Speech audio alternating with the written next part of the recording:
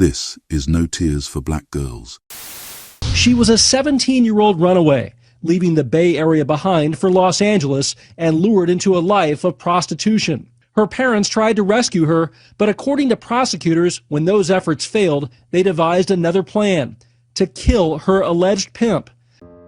Barry Gilton thought he had achieved the American dream. He had escaped his turbulent childhood in San Francisco's notorious Fillmore Street and followed his passion for basketball to graduate from Mission High School. There, he met Lupe Mercado, the love of his life, and they went on to build a beautiful family with their 4 kids.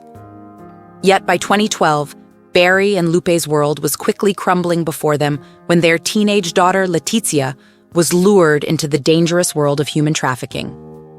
No matter how hard they pursued legal aid, and no matter how much Barry mentored young minds in community centers to keep them from gangs, nothing seemed to work. So they finally took matters into their own hands. The long drive down to LA, ready to take back what belonged to them, their beloved daughter from her captors, would prove a milestone in their desperate fight against an insurmountable system. Barry Gilton and Lupe Mercado had a daughter, Letizia. But things would take a dark turn when she started seeing Calvin Sneed, an older man who had a criminal record. Unable to get him out of their daughter's life, they resorted to filing reports with the Compton Police Department and registering Letizia as a missing person. Unfortunately, these efforts were in vain. Then something even more sinister happened. 2 attempts on Calvin's life, the first unsuccessful, the second successful. On June 4th, 2012, an assailant from a passing Mercedes SUV shot and killed him in his vehicle. Barry and Lupe were charged with murder 2 weeks later. Police raced to act when they heard that a local pimp had enslaved a teenage girl in their town. They detained Barry Gilton and his wife Lupe as suspects in the murder of Calvin Sneed. However, Antonio Gilton, Barry's cousin, and Alfonso Williams were also apprehended after evidence linked them to the crime scene. Detectives discovered a link between the 2 men and San Francisco's notorious CDP gang. As they delved further into this shocking case, questions arose about why these ordinary people would commit such a savage act. The detectives' theory was straightforward. Barry Gilton had slain Calvin Sneed.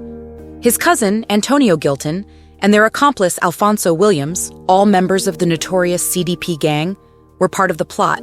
Thus, they substituted the charge for a RICO murder case, believing that Barry was also a member of some gang and had bound himself to multiple acts of racketeering activity. However, during the trial, there was insufficient evidence to prove it. The judge declared Barry wasn't connected with any gang and acquitted him of both RICO conspiracy and homicide charges. After 8 years in prison, he was finally liberated. Lupe Mercado, Letizia's mother, wasn't so fortunate. They found her guilty as an accessory after the fact and had to serve 7 years before returning home. In the summer of 2012, San Francisco residents were shocked when 2 men, Barry Gilton and his cousin Antonio Gilton, were accused of a vigilante-style murder. Calvin Sneed was the victim and had been involved with drug trafficking and robberies in the area. But did he deserve to die? Charles Sneed, Calvin's father, made a rare appearance on CBS News, saying that while his son had done wrong, he didn't deserve to be killed. The San Francisco district attorney also took a hard stance against vigilante justice, reminding people that murder is still murder, no matter the circumstances. Questions swirled around the case as people asked themselves, what would you do if you were in this situation? As we uncover more details about Barry Gilton's story, will justice be served? Attorney Eric Sapphire is representing the father, Barry Gilton. When they realized that her daughter was working as a prostitute, what did they do? Well, they had contacted local authorities. They had contacted registries for missing persons. They actually traveled to Los Angeles to confront her and try to get her to come back. And what happened? She didn't come back. Victims advocates say leaving the lifestyle can be extremely tough for a young woman because of the control exerted by pimps. Sapphire says the girl's parents will plead not guilty, but he doesn't deny they had motivation to take things into their own hands. I think that most people would agree that they had a motive, yes.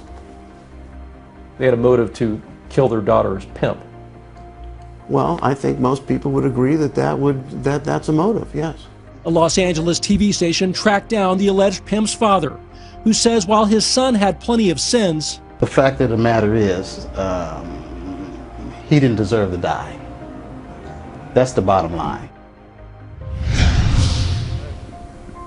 well, at this point, we don't know what the direct physical evidence is in this case, but we're aware of at least one piece of powerful circumstantial evidence, and that is apparently the mother called the father at 1:57 a.m. the night of the shooting, 4 minutes before it occurred, and prosecutors say that is hardly a coincidence, Aaron. And we should tell you that the girl in this case, the 17-year-old prostitute, apparently she's now in a better spot. She's now staying with relatives. Aaron? And Dan, just a question. The DA has said that the parents tried to kill the pimp before, right? I mean, this was, they had found some sort of a pattern. At least they're going to say they did?